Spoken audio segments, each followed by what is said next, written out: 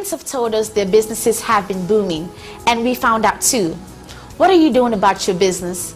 Do you want more clients? Do you want more people to know about the services that you do provide? Do you have a luncheon coming? What about your premieres? Call MBC. Advertise your birthdays, weddings, anniversaries, church program, or request our coverage at your function.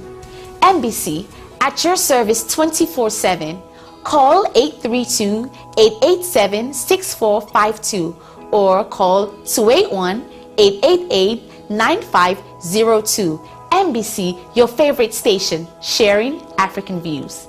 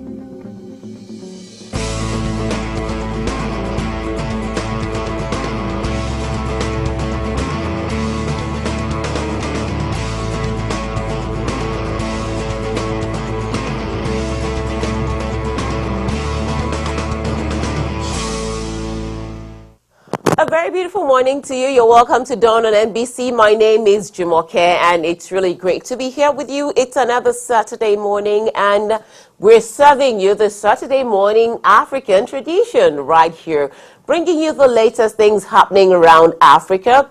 Of course, good musical videos would not be left out, trending stories, events, and things, and some other things you need to know. And I recently introduced segment of the show, which is talking about the African proverbs that I love so much. I don't know why I'm so inspired by it. Maybe I'm just a chip of the old block. I don't know, but I really, really love them. So right now, we'll go quickly to our headline news, and I'll be back with Professor Patrick Omosage as we take a look at some stories trending online, print, radio, TV. It's Dawn on NBC. Don't go anywhere. You're welcome once more.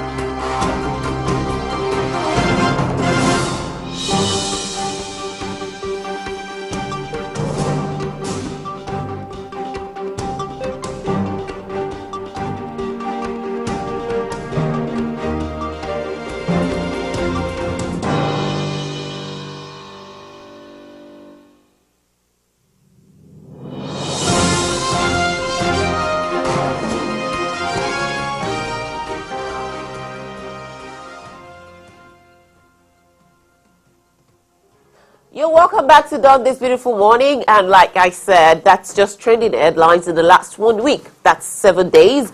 Things have happened in Africa. I have the honor of introducing Professor Patrick Omosage this beautiful Saturday. Good morning, sir. Yeah, good morning. Looking sharp as usual. Oh, well, I don't Keeping know. on top of the game, right? How sharp? It's a new year, that's all. And how's the coaching coming? The basketball thing? No, I have nothing to do with that. I just hang around, you know. This is all fun to me, that's all. But it's my writing that that's a little bit taking a little bit more of my time now, you know. So I'm doing some writing, you know, a book, and so that will be. You're writing a book? Yeah, that will be down the road. So, oh, so you heard that from him this morning. He's putting some things together, pen to paper. We're hoping to see, and probably will review the book right here on Dawn. Hey. So let's talk about some of the stories out of Nigeria, you know, coming out of Nigeria and some other parts of Africa. Let's start off with this, the 20 former military chiefs and companies to be probed under the arms deal. You know, service chiefs from 2007 to 2015. Governments have declared that they're going to probe them. What do you think about that? Well, no, that's all fine. I've never been against anybody being probed. I mean, there's a reason you probe. We all know that over the last 5-6 years, the issue has been that we didn't have enough ammunition, or we didn't have enough material, military hardware to fight the war on our hands, which was a fight against Boko Haram. So it's not surprising that the government would want to actually probe and find out what was going on. Because again, now we know that the former National Security Advisor did withdraw money in the name of buying military hardware for the military, and we find out that was disbursed indiscriminately amongst people that had nothing to do with military hardware. So it is interesting, or really not interesting. It's something that I guess needs to be done. You have to now bring in those that were in charge. Were you getting empty containers of supposed military hardware? And I'm telling you that there must have been papers too that must have been signed saying that certain things were I'll delivered. just quickly take you back a bit. You know, this arms deal, the money, all about the phoning looks to be looks like it's everywhere right now. Yes. You know, everyone is getting a bit of it, bits and pieces, and things are coming together. Now we're looking at the probing of former army chiefs. We're talking about General Jerika, General Minima, Rear Admiral Jibrin, Rear Admiral Ezioba, Air Marshal Amosu, and Vice Marshal Bade. Right, these were people who were in the administration with Jonathan. Yes. But those who have really been penciled down. This morning I read about Vice Marshal Bade and Air Marshal Amosu. What do you think they may find around those areas? Look, do you think there's anything to... Look, let's go back from the time this government came into power, and I said, look, if you want to really catch people, because you've got to take them through a court system. So you need documentation, you need evidence. Now, maybe these two guys that have been mentioned now, they've probably found some irregularities in files. Okay. You know, maybe they signed that they received... I don't know, helicopter, and there's no helicopter to be found. You know, you can't keep an helicopter in your backyard. It has to be kept somewhere. Right. So I think maybe these are the ones that, you know, paperwork. You find paperwork that could be used as very serious evidence against them. So that is becoming the trend. We're starting to find paperwork that supports what the government is trying to do with those people. You don't charge people on the fact that, you know, we think you got so and so amount of money. Okay, you got so and so amount. This was the transfer record. And this is what it was supposed to be. Someone signed for this as this. You know, so it's interesting that this is starting to happen now. Okay, probably we're heading somewhere. Now let's go away from Nigeria briefly and go to Burkina Faso. The last 24 hours, it's been about the siege at the Splendid Hotel and the cafe, where we had a number of people dead and so many others injured.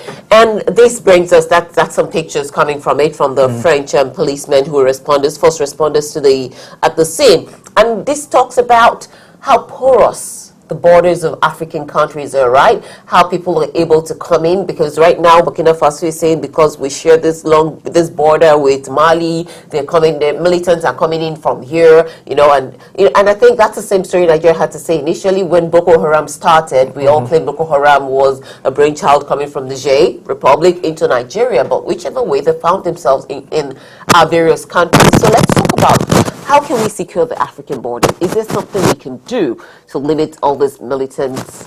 No, I mean, I don't know how you can secure a border, I mean, especially in Africa. I mean, if America can't secure its own borders in certain areas, it's very tough to really secure a border. You have to trust. I mean, it's just the same thing. I can secure my, my compound from my neighbor. If he wants to invade my compound, he would invade my compound. But I have to trust him that he's content with his own compound, not to come into mine. And that's the real issue, because when you look at both sides, I mean, and just let's use America again as an example. You look at the southern and the northern border.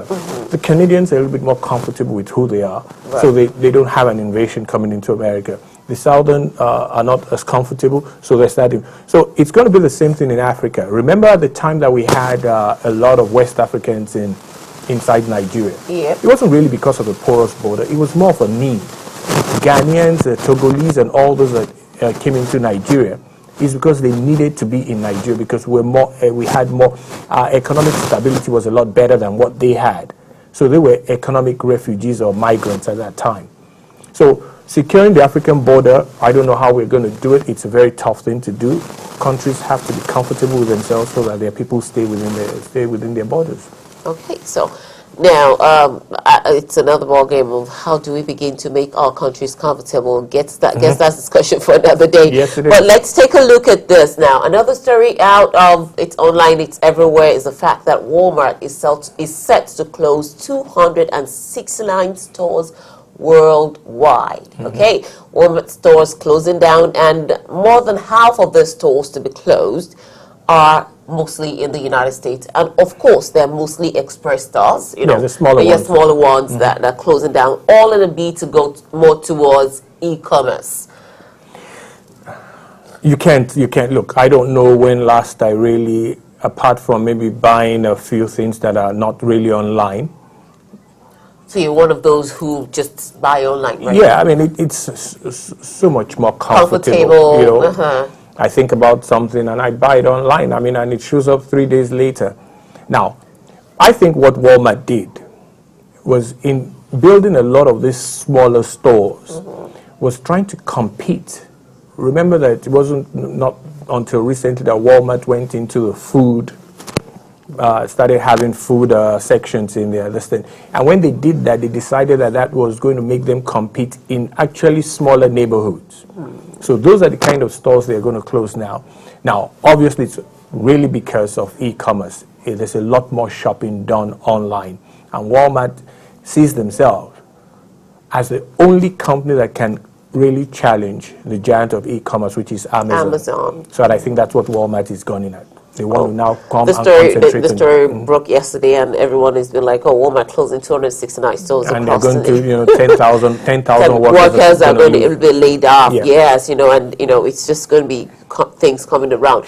Either ways, we have so many other stories, but we can't touch on everything. But let's quickly take this one. Just yesterday, the story about the young Nigerian who started our own emergency room here in the city of Houston that's been trending on the social media in the last 1 week, officially opened the doors to customers yesterday at Tumble in Houston, Texas, and we went there. What was your take about the whole thing yesterday? Because we were there. I know a lot of people actually focus on really the medical aspect of opening an emergency room, but I'll take it a little bit further. I look at the entrepreneurial spirit. Yeah. For a 31-year-old married I guess my producer should be able to pull up the picture, but go ahead. With a 1-year-old son. Yeah. Decides to go into that business. That's a massive investment, just not in money, but in time and really more family time. That most 31-year-old newly married, a doctor would want to say, look, I need my time. But going into business at this very early stage of her career and of her life it's a tremendous upside. I mean, I really praise her for that, and I think I wish her all the best, you know. Okay. All right. Well, that's a visual from the event yesterday, and that's Dr. Foye Ikiato talking with some other guests at the venue, and it was more like them having, it was a combination, right? You had the massage, the body therapies, and you also had the CPR, free CPR training for people. Well, that's why we're going to be hanging our boots this morning. No, it's not soccer, right? But we're hanging our boots right there this morning on Trendy Stories. We'll take another break with a musical video, and we'll be right back here with you. Don't go anywhere. It's Saturday morning. African Food Market. Trinity African Bar and Grill.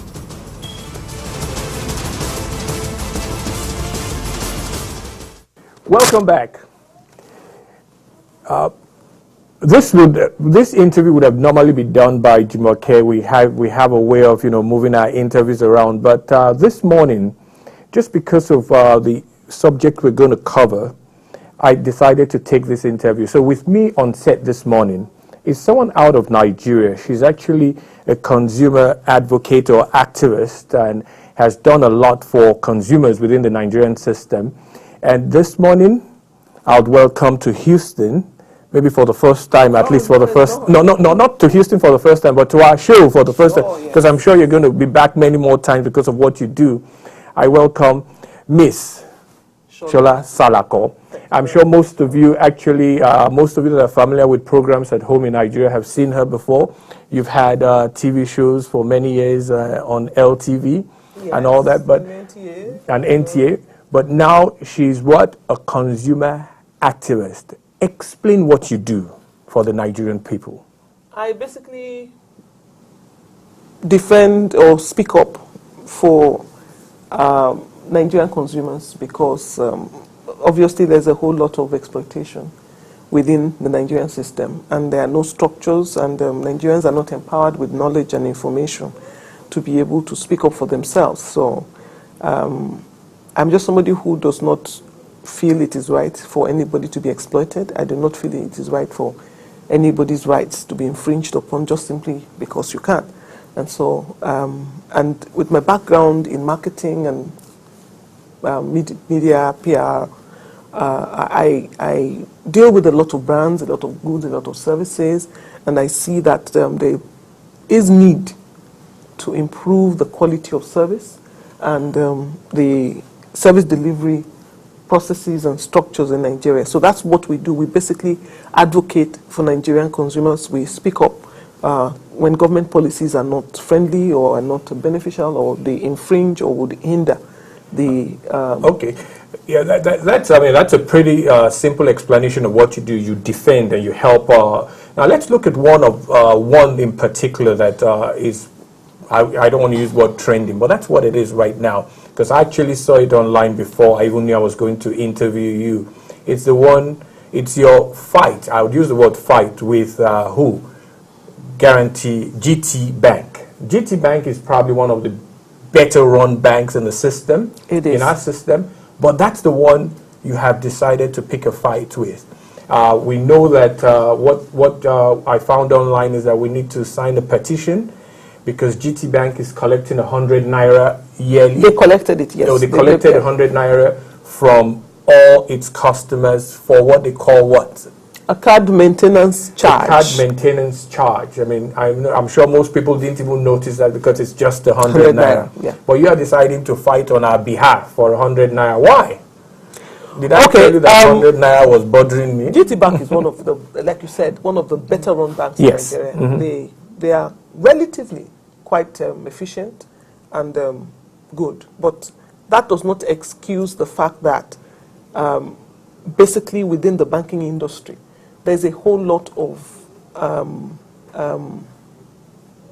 fraudulent or high-handedness in the way banks treat their customers. Before you go on, the 100 naira, is it illegal? Is it something that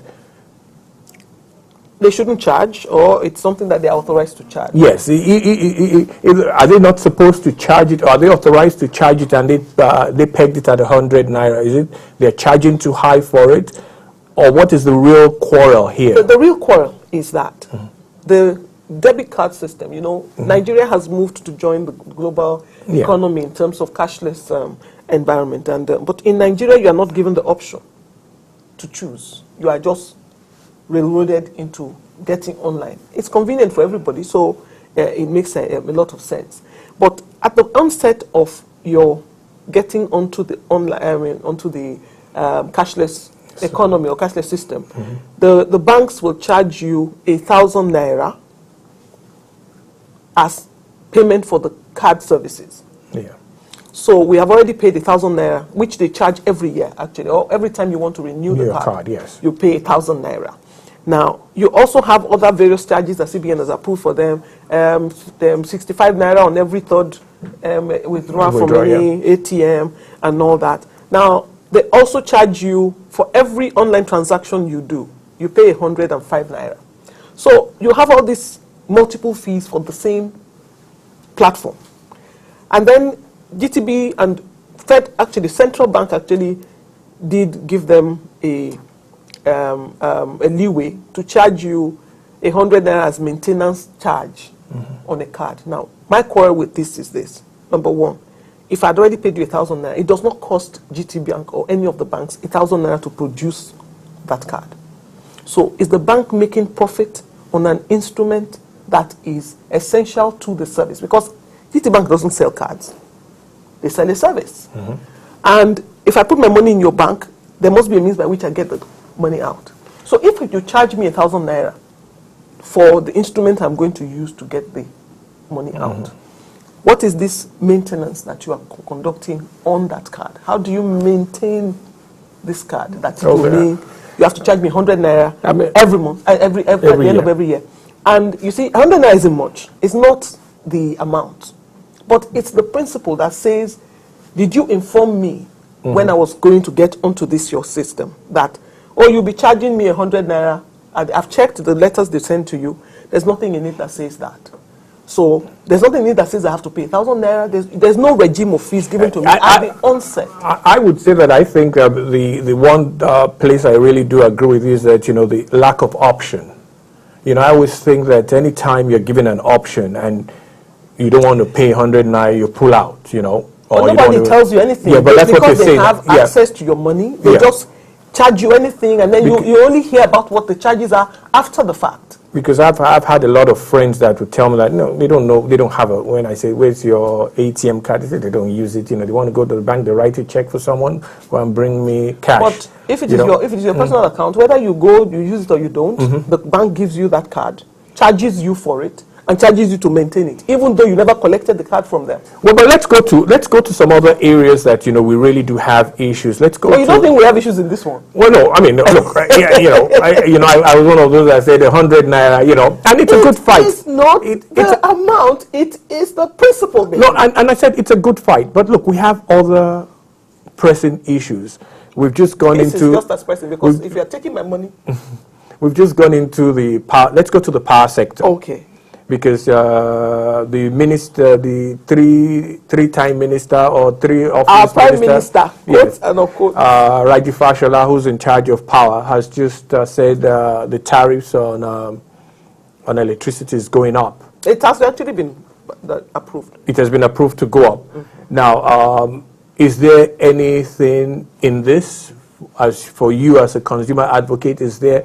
I really don't like using the word fight, but is there any fight in this? There is. There's always a fight in this. And what is the fight now? The issue with the power thing is, yes, what we pay for power in Nigeria is not commensurate to, it's not cost effective.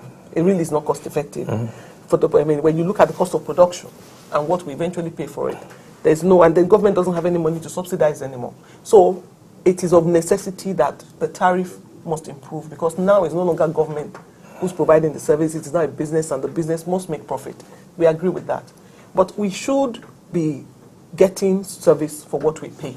And we are not getting service for what we pay. It's a catch-22 situation in Nigeria. There's no money to reinvest, to build up the infrastructure. And without the infrastructure being improved, we can't get better services. So something has to happen first. So the government doesn't have a choice but to increase the tariff. Yes. And they faced it over a period, over 3 years, so that it's not a gradual thing. It's a gradual thing. It's not Yeah. a sudden a hit. But the issue is that right now, at least nothing less than 40 or 45% of Nigerian consumers do not have a meter. And so they don't know what they consume. And they are left at the mercy of the distribution companies who just decide, oh, okay, you live in a flat, it's 3 bedrooms. You must have 4 TVs and 5 ACs, and so you must I must charge you 20,000. So it's called estimated billing. Now, what we want the government to do is, before you increase this tariff, because as it is right now, people are paying for what they did not even consume, because there's no means to measure what they consume. So they're just being billed at will, which is very frustrating. Now, on top of that, you are now going to increase that same tariff. And I will still, the discourse will continue to still bill me at will. That is not acceptable. Before that tariff can be implemented, it's supposed to come into force 1st of February. We are asking government to make the tariff increment conditional on the provision of the meters, prepaid meters. Yes, yeah. So it is only people who you have given prepaid meters to who should be charged this new tariff from the 1st of February, which will help to hasten their running out the meters. of these meters. That's what we're fighting on that. Okay, so now we have 2 things. We've done the bank, we've done power. There's still more couple areas where we're having a lot more consumers at Nigerians, which is, cable TV, and then of course our phones, our almighty phones in Nigeria. But we'll take a break right now, and I'll be back shortly to continue my discussion with Ms. Salako, who's a consumer advocate based in Nigeria, but actually she's talking to us here in Houston, and because a lot of us do have our connections back at home. We actually live in both worlds. True. And so all this also interests us. So we'll be right back after this break.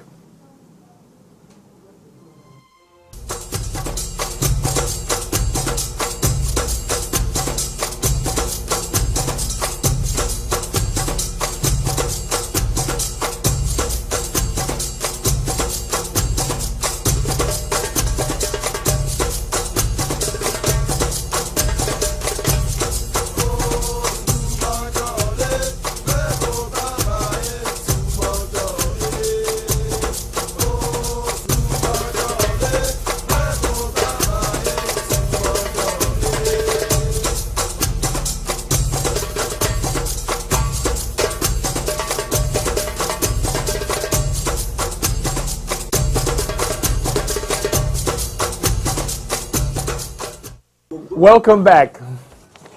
I still have on set with me Ms. Shola Salako, a consumer rights advocate based in Nigeria.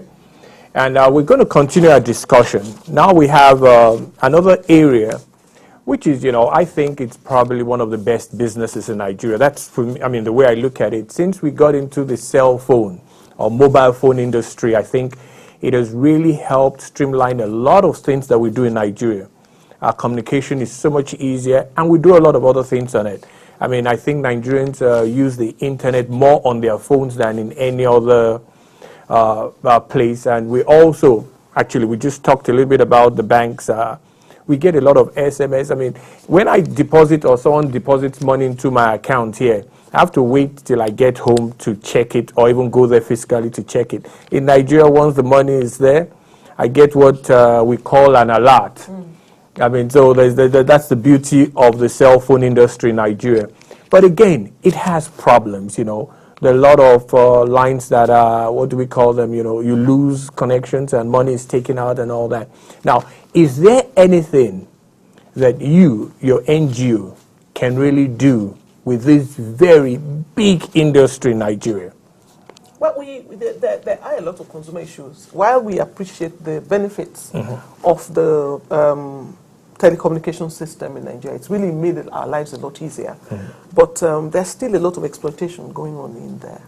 One of the greatest challenges you have is that Nigeria does not have processes or policies or checks and balances in service delivery, especially where the service provider has direct access to your money ahead of providing the service. That prepayment structure. Because once they have access to your money, there are no laws that back check them. There are no inspection or things that prevent them from hitting you with any. So anybody who wants to be fraudulent can be. All he just needs to do is say, come up with a spurious service or whatever charge, and just levies your account, and you only get to know after the fact. Even, I'll give you an example. Just I think a couple of days ago, I called my mom, and it was some very nice music going on. So when she got online, I started kind of singing. She said, "What am I singing?" I said, "Mom, that's the ringtone." The ringtone. She said this will have taken her money again and given her ringtone she did not ask for. Thank you. So I mean, that's an area that even when I'm in the country, I mean, that always bothers me. People will call me and say, "Look, you are very yoppy, or you are very this. I mean, this is what is on your phone." On your phone, yeah. And I say, well, you know, I see something. They'll say they've taken 50, nice. Or they actually ask you, sign up, press this, and we'll take 15 hours for 2 weeks to change your ringtones. And I never do, but it sure goes on. Yeah. So I mean, what are we going to do to that? I mean, what can we do? Because I think, to me, at least that's my personal experience with the phone. Apart from that, you know, people will say, "Oh, well, I didn't get service and all that." Look, I live in Cyprus. In some parts of my house, I don't have service. So I mean, I don't think I'm going to sue T-Mobile for that. I just don't have service, maybe because it's T-Mobile. I mean, what are we going to do about this money that they take from us without really asking? What we need to do is what we're doing. Consumers need to speak up. Consumers need to resist such. And then you say the challenge you have with Nigerian consumers, especially, is that they're not motivated to fight for their own rights, and so they will just grumble and grumble. And of course, when they hear that, oh, one person is trying to do, say, thank you, go and help us do it. But you can't do it by yourself. You need everybody to be together to say, yes, we're standing with you, which is what encouraged me with the GT Bank thing. Because when we put out the petition, we have over almost 2,000 signatures already, which is huge. Yeah, that's what we're by Nigeria. Yeah, we're starting to pay attention. Exactly. That's what that means. Yeah. So with the telecoms thing, what we do at my NGO's name is Consumer Advocacy Foundation. It's called CAFON, Consumer Advocacy Foundation of Nigeria. What we try to do is we engage in policy, because I find out that fighting for individual consumer rights in Nigeria is almost like a drop in the bucket, because where the structures don't exist, then if you only help somebody solve one problem, there's still 150 million other people who have the same problem. So the way to correct those is work to put in structures, policies that that help at least to capture most of the people. Now we can now face individual issues that are beyond the basics. Well, you talk about policies. Are there really any? Okay, policies and laws. You know, when you make policy, you want to probably get it to be passed in as a law. Yeah. Now, well, let me ask this: Has your foundation, have you successfully sued any major company and gotten something back for your consumers? I mean, where has your success really been? I mean, just not maybe in getting something back. Well, let's look at what has your success rate been in fighting for the consumer. Well, you know, it's depending on what you measure in terms of success. One of the things that I can say that we have contributed to a lot is creating a lot of awareness. Before I got into consumer activism, it was almost non-existent. But because I am a media person, I use the media platform. We've been able to raise the awareness to the point where consumers now know I have rights. And people are starting up to defend their own rights by themselves. Before, they would expect me to defend it for them. But now I'm joining causes that other people have started. Not that I am the one starting it. So we've increased that awareness. I remember that I had also been successful in getting same GT Bank to change a clause on their form. When you go to get this debit card that they give you, at the time when you're collecting your debit card, they give you this form to sign before they release a PIN to you. Yes. And sometime in 2010, I even saw the backup of the thing recently. Before 2010, they used to have a clause that says, once we give you this PIN, if there's any lawful transaction on your account, it's your responsibility. We are absolved of any liabilities. So I went to get my car, a replacement of my card, because it was stolen.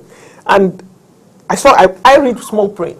Most Nigerians don't. No, most people don't. It's just not Well, Nigerian. I read small print. I mean, we don't read them here either. So I read the small print and I said I wasn't going to sign. And the lady said, well, if you don't sign, I'm not going to give you your PIN because that's what the bank says. So we wrote GT Bank that was a violation of our right. What if the unlawful transaction was by their negligence? There's nothing protecting me.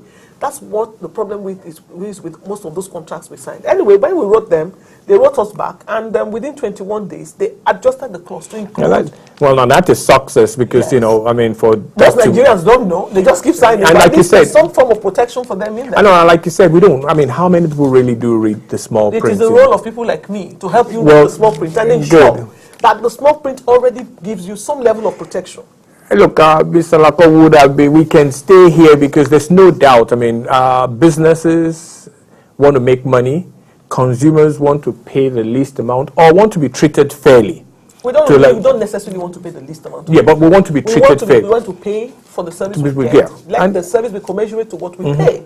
And we want you to respect our rights, and we want you as a business to ensure that it's fair. What we're looking for is a fair and equitable environment in which I can trust you. And thrive. That when I give you money, I will get the service. And if I am not satisfied with that service, you are willing to back your service with some kind of warranty. We are the people of Houston and the Nigerian community or the African community in Houston. I mean, and we all have a developing economy. I mean, we have cell phones, we have cable TV, the banks are getting bigger and all that. So these are problems that's really all over Africa.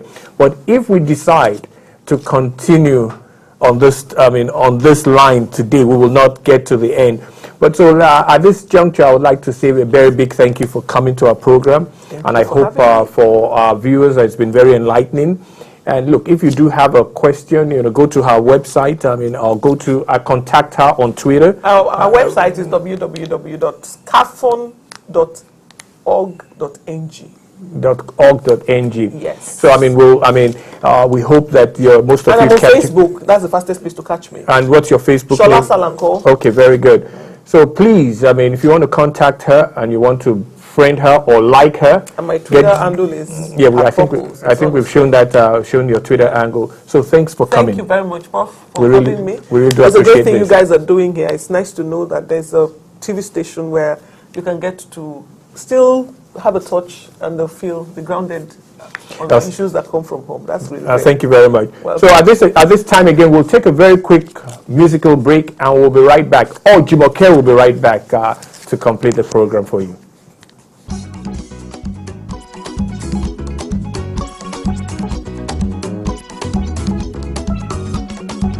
Os guitos do seu salário, ele só põe na disputa. Os guitos do seu salário, ele só põe na disputa. Põe 14 no carro, vai irem dançar que zomba. Põe 14 no carro, vai irem dançar que zomba. E com você não basta se vou fazer sem machina guarda. Eu vou usar mini saia, vou sim. Eu vou usar mini saia, vou sim.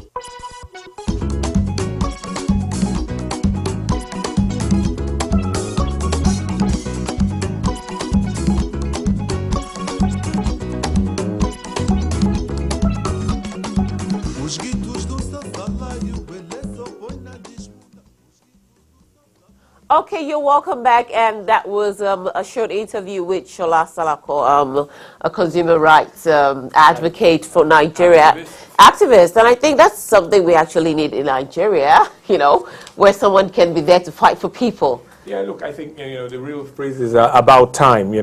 I remember once buying a Coca-Cola product, I think it was Sprite, and it was just pure water in it. And there was nobody to fight on my behalf. I didn't even know who to tell. This was many, many years ago. But so when people buy agege bread and it's all what it's supposed to be, somebody will have fight for you right now. And I'm talking about practically the whole crate. Was what? Was water. Like water? And it wasn't soda water you bought? It wasn't soda water, it was just water. I opened the first one, it was water, and I said, what's going on here? And we opened, many more. I think out of the 24 that's in a crate, maybe about 18 was just all water.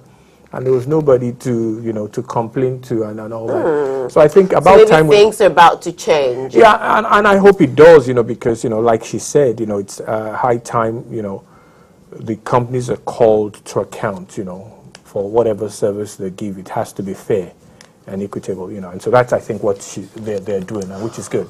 Okay, so, well, what else can we do? We hope you've enjoyed every beat of the show this beautiful Saturday morning. This is how we do it every Saturday here on Dawn on MBC from 10 to 11 a.m. We'll bring you what's happening, what's in the trending stories, the headlines in the last 1 week in Africa, of course, musical videos, interviews with guests, and next week promises to be another interesting episode of the show. Just before we go, Prof, what would you have to say to the people?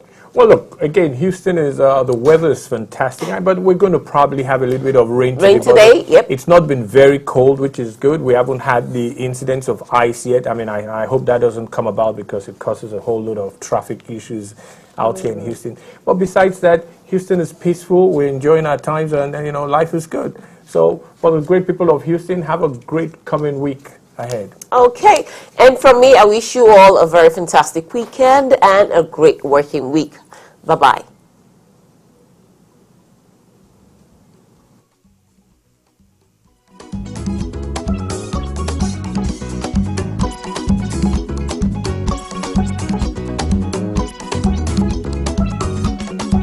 Os guitos do seu salário, ele só põe na disputa. Os guitos do seu salário, ele só põe na disputa. Põe 14 no carro, para irem dançar que zomba. Põe 14 no carro, para irem dançar que zomba. E como você não gosta, se vou fazer sem machina, guarda, eu vou usar